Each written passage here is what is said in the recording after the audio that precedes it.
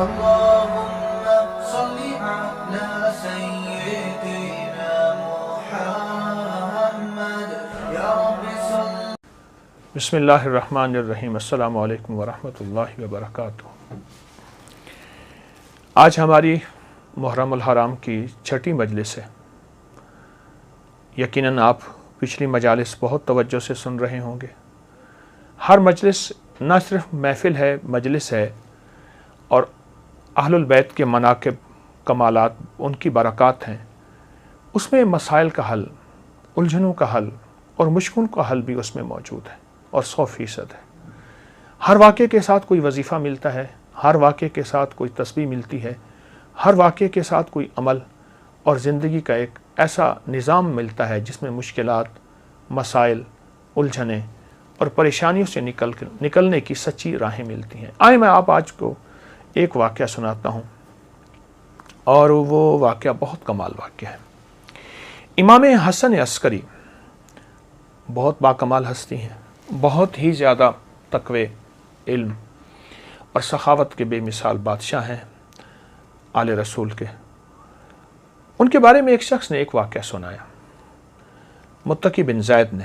وہ کہتے ہیں کہ میں حالات غربت، تنگ دستیوں میں چلا گیا، اور حتیٰ کہ میری آخری سواری گھوڑا تھی وہ بھی بک گیا.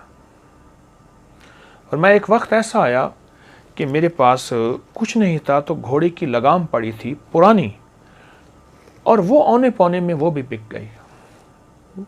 اتنی غربت، اتنی تنگ دستی، ختم ہو گیا سب کچھ.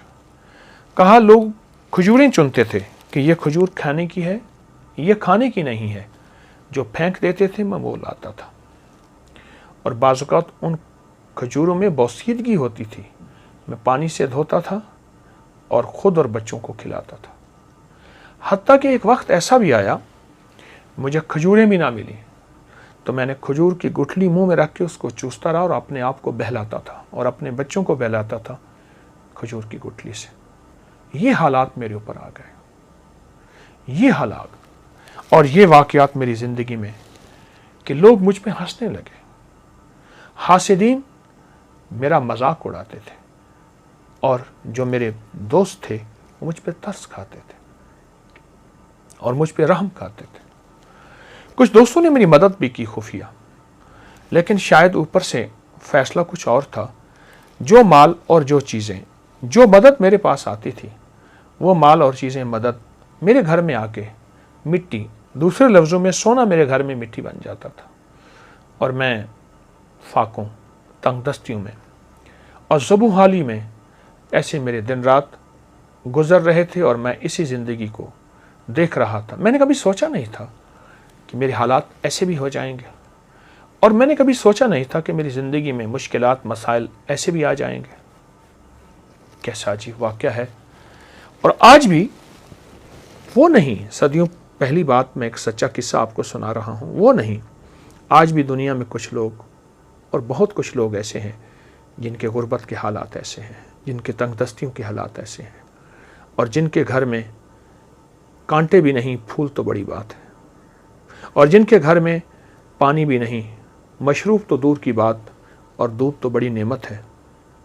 یہ وہ شخص ہے جو اپنے حالات بتا رہا، اور یہ وہ شخص ہے جو اپنی زندگی کی تلخیاں اور سختیاں بتا رہا، اور زندگی کی تلخیاں اور سختیاں اس شخص کو کھائی جا رہی تھی.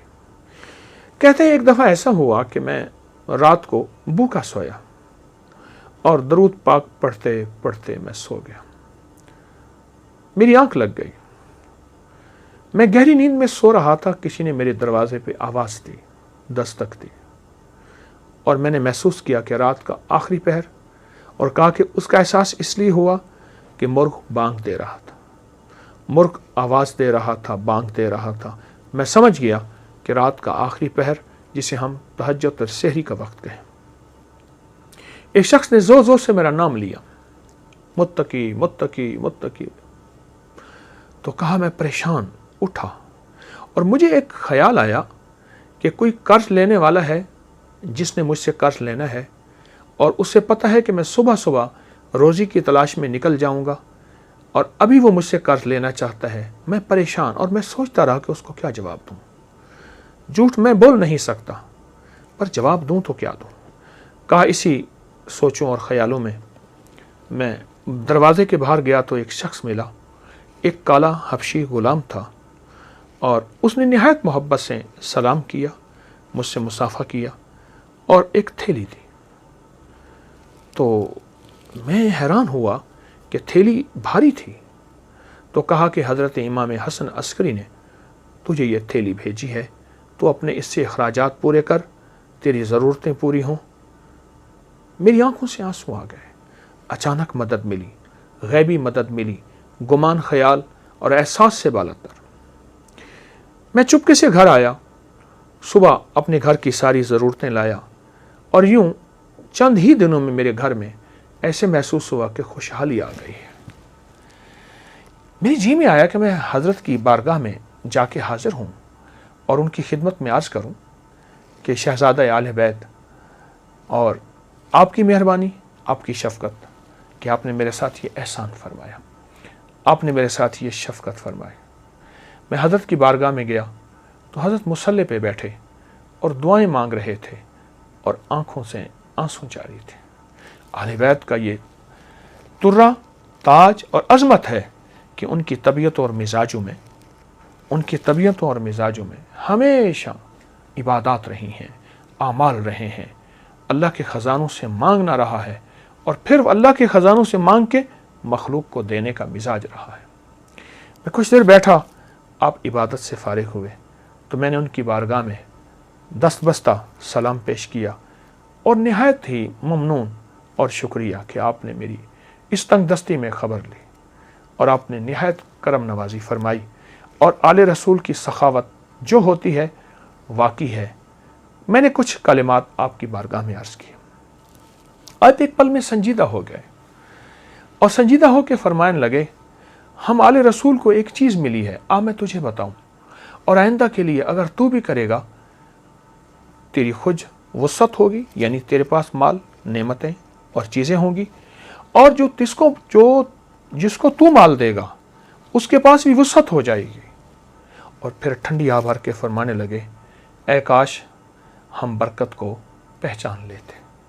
اور پھر مجھے فرمایا کہ جب تجھے پریشانی ہو اور الجھن ہو, کوئی مجبوری ہو, کوئی مشکل ہو, کوئی ناکامی ہو, کوئی پریشانی ہو, کوئی زندگی کا داغ ہو, وہ صبح ہو یا شام ہو, 2 رکعت نماز نفل حاجت کی نیت کر کے پڑھ, اور پھر توجہ سے پڑھ اور دھیان سے پڑھ اور یکسوئی سے پڑھ اور پورے اعتماد اور پورے یقین سے اور پورے دھیان سے اور پوری دل کی کیفیتوں سے پڑھ.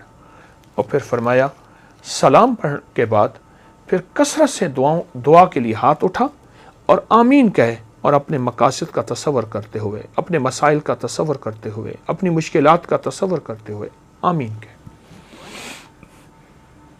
اور پھر فرمایا ہمارے خاندان میں لفظ آمین اسم اعظم ہے, اسم اعظم. اللہ اکبر, کیا عجیب بات ہے. اسم اعظم ہے ہمارے خاندان میں, آمین, لفظ آمین اسم اعظم ہے.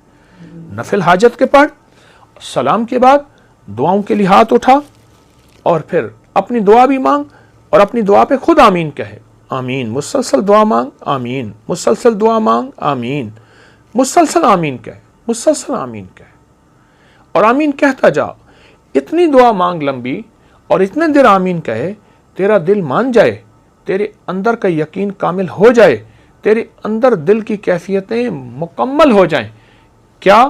وہ یہ کہ میرے اللہ نے مجھے دے دیا اور میرے رب نے میری ضرورتیں پوری کر دی اور میری مشکل حل ہو گئی اور میری ناکامی دور ہو گئی اور مجھے زندگی کی راحتیں, خوشیاں اور خوشحالیاں مل گئیں.